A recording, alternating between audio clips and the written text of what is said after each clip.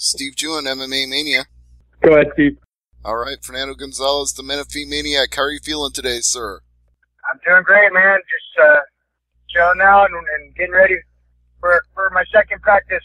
You're also getting ready for that second practice because of a big fight coming up with Brennan Ward. But before I get into the particulars of that, I wanted to ask you about some of the new crop that's come into Bellator recently. We've seen the debuts of Rory McDonald and Lorenz Larkin. What do you think about these new welterweights that are coming in that are former UFC fighters?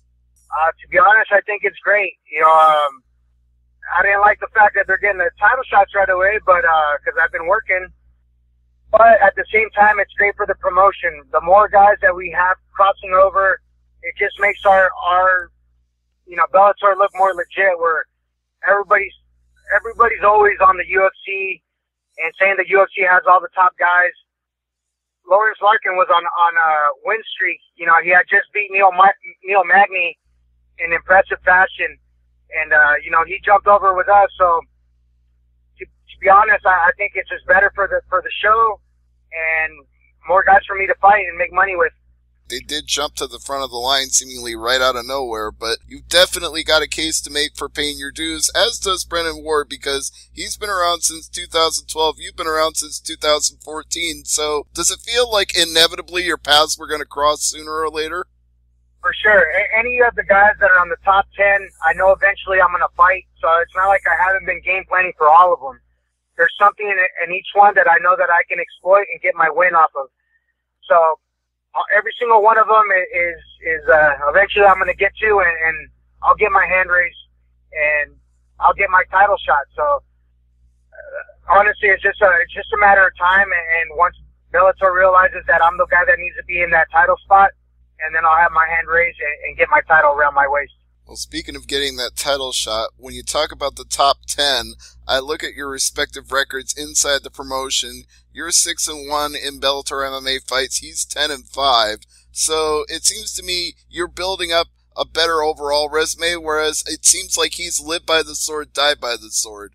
I honestly believe some of these guys are just rushing too much. For me, I don't mind taking it to the distance because I know eventually I'm going to have to fight a title shot, and I need to be ready for a 4th and 5th round. I've been there before, and honestly, if you've never fought in that 4th and 5th, it's like hitting a brick wall.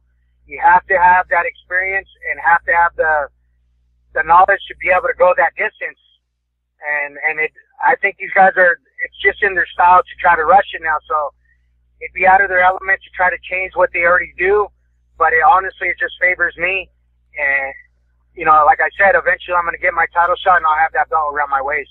Well, I know you don't have any problem going the distance and making fighters sweat it out in the later rounds, but Brennan Ward, it doesn't seem like he ever tries to go the distance. So how do you counter that explosiveness that he brings to the cage here at Bellator 182? With experience. I've been there before with guys that blitz just like him. A lot of my fights. So I'm used to the style.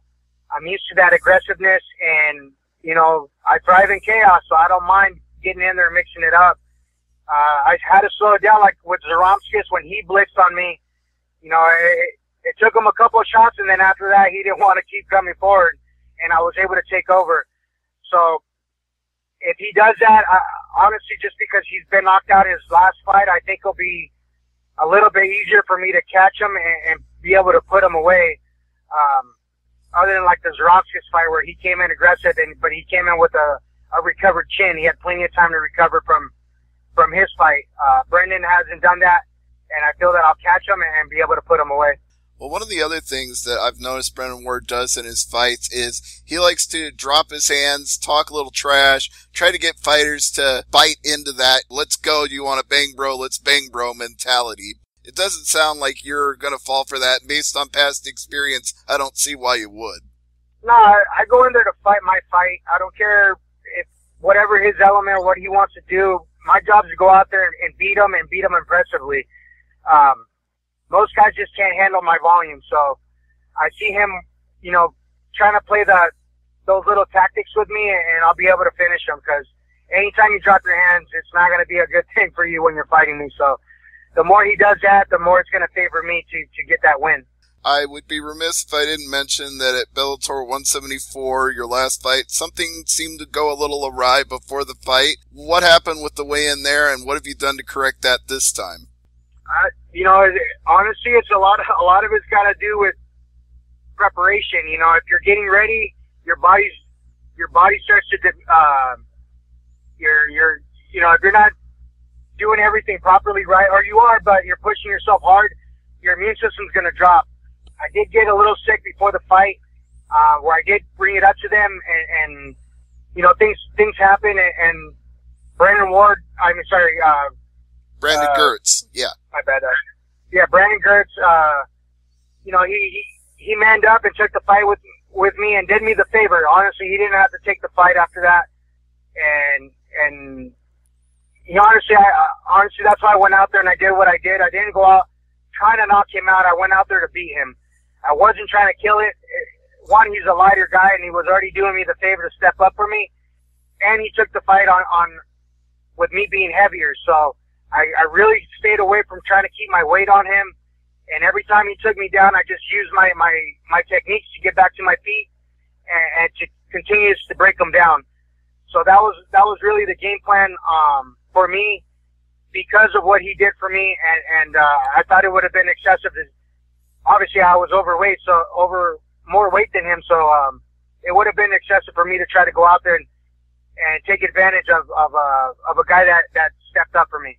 It sounds like you have a lot of respect for him, both for stepping up and for the gritty kind of performance he showed, because, even coming up in weight class, he didn't win the fight, but he acquitted himself. He went all 3 rounds. Yeah, man. Even though I wasn't trying to KO the guy, I was still landing good shots, where some of these guys they're going to drop from those shots, and I'll get my TKO, but he toughed it out, man. He's got a lot of heart and he fought the whole way through, and you got to respect that, so I give him a lot of respect for that.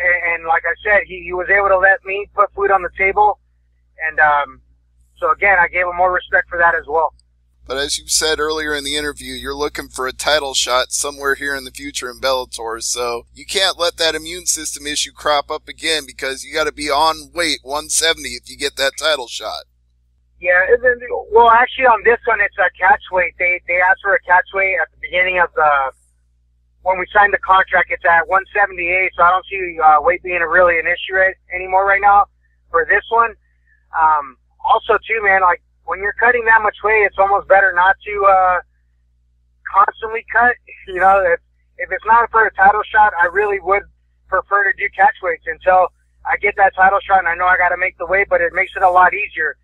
Because you're not, anytime you're cutting weight, your metabolism slows down, so it makes it that much harder to do it. But, like I said, this fight, I don't really have to worry about that, and we're going to move on from here and get that shot. If there are catchweight fights in your future until you get that title shot, what guys do you see in the division that are going to want to meet you at a catchweight? Most of the guys that fight, they're all bigger than me, but no, I think honestly it's more, I think the fighters agree. Obviously, his camp asked for the catch weight. I agreed with it. I didn't ask for it. I was going to make 171, or 170, and they asked for it as well. So it's one of those things that it's on the back of our minds that if we don't need to cut that extra weight, why are we doing it? You're only hurting the fighter that much more, and you're hurting their performance. The less you have to cut, the more hydrated you are, the better fight you're going to get. So until we get that title shot, I don't see why, it doesn't matter. If I have to do it, I'm going to do it. That's the job. But if these fighters are saying, hey, let's take a catch weight 175, 174, it doesn't matter to me. I'll do it because we're close to the weight, but we don't have to hurt each other, on the physical part, of dehydration. Let's get it done in the ring and give these fans a better show. Brennan Ward's got a couple inches in height, but he may not be as physically imposing strength-wise. Well, honestly, he's bigger than me. He's even thickness-wise, he's thicker than I am. My main is my legs. My legs are more thicker than my upper body, and my body's a little more pudgier than his. So realistically, it'd be more no, honestly, I just think he's a lot bigger than me, really. But, for me, it's just to go out there and give the best show that I can. and that's really what I think is going to get me my title shot sooner than later. Well, one thing that I definitely saw when I compared the stat line between the two of you was the reach, because 71 inches, he's got a 3-inch reach advantage. So are you going to be thinking a lot about staying at distance and then cutting angles? To be honest, I go out there and I fight my fight. I'm fighting guys with 79-inch reach. So like Paige and Curtis Millender, those guys had really long arms. So it's not like I don't know how to fight guys with more reach. If anything, he's actually closer to my reach, so it'll make it a lot easier for me to be able to get my hands on him. So it's something that I've dealt with all my career. I've always been the shorter guy, or not the longest of arms, you know. But I'm already used to it. I've done it all my life, so I will tag him, and I will get my finish. How does it feel for the Menifee Maniac, a guy that we saw consistently over and over in Bellator in California, and then you became a mainstay in Thackerville, to be fighting now in New York, where it only recently became legal to fight MMA? It's honestly, I appreciate any time I get to travel. It's something that I've always wanted to do since I was a kid, was be a champion and be able to travel and see the world and see different areas of in the States. You know, there's a lot of beautiful spots in the States that I would like to go visit, and yeah, the more we can do that and the more I can travel, it's great.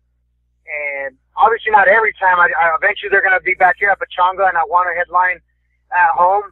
And that way, all my fans and all my friends and family that are always behind me can actually go to the venue, and I can hear them screaming for me. And, so yeah, I'm looking forward to that as well. But anytime I can travel, I love it. You know, I make the most of it, and I enjoy the time that I'm out there. Any concerns about the New York State Athletic Commission being less experienced with MMA? Because we've seen some technical errors on a couple of their shows in New York. You know, I don't really let that get into my head. I go out there to fight my fight. I know how they score points, and I don't even let the point system bother me. If this guy gets me down or whatever, but he doesn't do anything with the takedown, I don't see him winning the fight. Especially if I'm out working him once we get there. So that's how people judge fights. And I know that they do that, which it can cost me at some point. But for me, the way fans are going to see the fight is I actually won the fight. You know, it doesn't matter if he got me down. If I'm out working him, I'm hitting him and beating him up. I get back to my feet and I continuously beat him up. People are starting to see what a real fight is, not just on points. I think the point system really hurts fighters. The way Pride used to do it, where it was based on an overall fight, I think really that should be the blueprint for MMA. We're not boxers, you know. So I think the more they start scoring fights in the overall, it's going to benefit. It's going to give us the opportunity to get better fights. Anytime you're trying to play it safe on points, you're not going to get everything out of that fighter. He's playing it safe. He's got to, because he's worried about losing on points. I don't worry about that. I go out there to fight and give a great show. And then you get fights that aren't interesting to watch anyway. No offense to Tyrone Woodley, but that fight was like, okay, this guy's winning on points, but who cares? Yeah, you know, I can't knock him on him because the style of the fight that they actually gave him. He kind of had to play it that way. If you fight Thompson on the inside in the middle of that cage, you're in trouble. You know, I basically had to do the same thing to MVP that I did to Thompson. I obviously pressured a little bit more in the second and third, where I had the guy completely running from me. But certain styles, you kind of have, it's MMA, so you have to be versed in your attacks. So honestly, those showings that he's had, it really was on the style of fighter that he got, you know. And yeah, he kind of did play it safe, but the second time around was more because, you know, Thompson didn't really deserve that second title shot. I don't think. I thought Woodley did enough to get it done in the first fight. That it only made him have to play it safer in the second. And obviously Maia, he's one of the best guys on the ground, and you don't want to go to the ground with the guy where Woodley dropped him, and if he would have chased him in with another punch, let's say he misses that punch, but now he's on the ground with one of the best guys in the world who has been submitting 7 guys before he fought Woodley. You know, I don't really know Woodley too much. We trained a little bit together back in the day. He came through, but honestly, I think his style is because of the guys who they matched him up with. Look what he did at Lawler. He came out there and brawled with him and got the knockout quick. When he fought Condit, he went and fought Condit, you know, so it really just depends on the matchup that they gave him. Well, you make a fair argument for it, so maybe the real problem there is we just need to find an exciting matchup for him, but we don't have that problem when it comes to you and Bellator. They're giving you opponents that are going to be exciting fights, and it's all on you guys to go out there and make it happen, so we're really looking forward to it, and I want to give you this chance, like I always do, to plug anything you want before Bellator 182. Yeah, you guys can follow me on my social media at MMA Mania on Twitter and Instagram. On my Facebook, my fan page is Fernando the MMA Gonzalez. And just a shout out to all my sponsors, Dr. Toy Chiropractic, Heritage Tattoo, 2XL Inc., R&R Roofing, Rock Solid Nutrition, Precision Tune Auto Care, Venom Fight Gear, who's you know taking care of me on this show and hopefully in the future. As far as the plastering, and CVAC and SoCal Fresh Prep.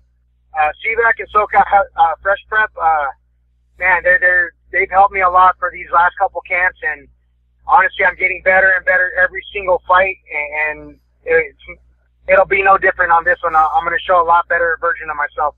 All right, well, we're going to look forward to a better version of the Menifee Maniac, August 25th, Turning Stone Resort Casino in Verona, New York. Fernando, as always, thank you for the time.